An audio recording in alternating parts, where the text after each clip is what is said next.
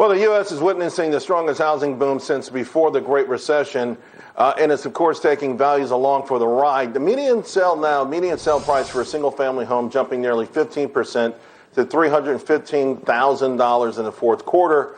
But we're also starting to see buyer's remorse, and the hot real estate market amid the pandemic caused some home buyers to snap up properties without doing the proper due diligence. For more on this, I'm going to bring in Sam DeBianchi from DeBianchi Real Estate. And Sam, you know, the last time we spoke, you said the housing market would go into overdrive, but this is mind-boggling. I mean, you were right, but is it sustainable?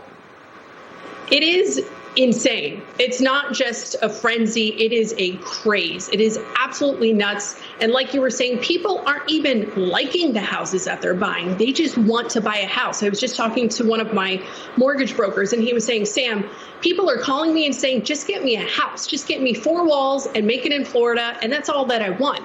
And it's absolutely nuts. You know, these people that are buying these homes, as prices go up, obviously down payments go up as well. So how are they affording it? Well, I'm seeing more and more people buy with their friends, their family, their lovers, their partners, whatever it is, to just get that house, to qualify for a loan.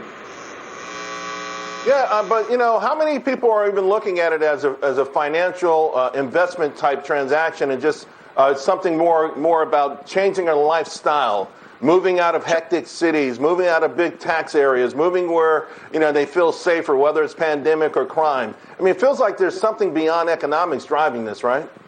This is definitely not the market to be making money. I know some people call me and they're like, hey, I want to go buy a house and flip it. And I say, this is not the time for that. This is a time when you're buying a house to live in it for 10 plus years. So that can maybe explain why many people just want the house and they'll make it their own. They'll build the gym, they'll build the office, they'll make it this compound. And depending on where they buy, you know, they'll get a certain price. Many times, I mean, I just put one of my homes on the market. The first day I had over 50 people come. First day, 50 people.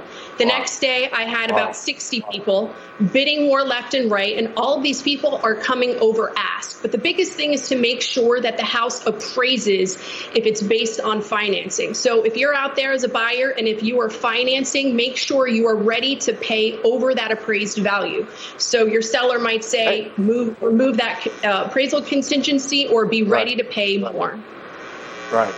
And that's why I love you. You always give us this practical advice. I do real quick, in less than a minute, article in the Journal this morning about a woman in California. I think she was like 30, 31, 32. She bought a $600,000 house. She regrets it. It wasn't even so much the price tag. She just says she hates the house. She, you know, it was sort of a knee-jerk reaction. You just talked about these bidding wars going on. There's certain segments of the population. I know as a young person, you owned a lot of houses. You believe in owning homes no matter what. Is that the thing that younger millennials should be concerned about, just getting out there and owning it and not being so worried about maybe the more superficial things like liking it? I think it's really the mindset of understanding, why are you buying this house? You know, I owned 10 properties, and I say owned because I'm selling and making a whole lot of money right now because it's the height of the market. So when you go into this, think about, can you live in it? Can you rent it? Can you rent it out short term? And most importantly, can you get out of it? Is there an exit strategy if a worst case scenario happens? And you always need to look at real estate that way. And again, in this market, you need to know that you are keeping this house for a very substantial amount of time. Sam DeBianchi, thank you very much. Always a pleasure.